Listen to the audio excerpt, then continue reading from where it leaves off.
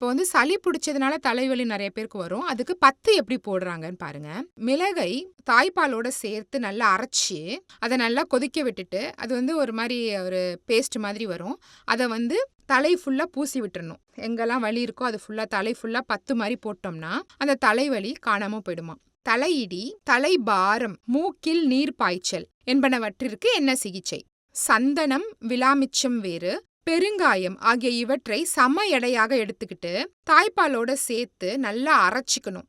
பழைய துணியில நல்லா தடவி தீபத்தில் கொளுத்தி புகை வரும் இல்லையா, அந்த புகைய மூக்குல நம்ம இழுக்கணுமா. 3-4 வேலை செஞ்சுட்டு வந்தா, அதாவது தலையடி, தலைபாரம், மூக்கில் நீர்ப்பாய்ச்சல் இது உடனே சரியாயிடுமா. ஒரு பக்க கபாலைடி, அதாவது மண்டை வலி, இதுக்கு என்ன சிகிச்சைன்னு பாருங்க.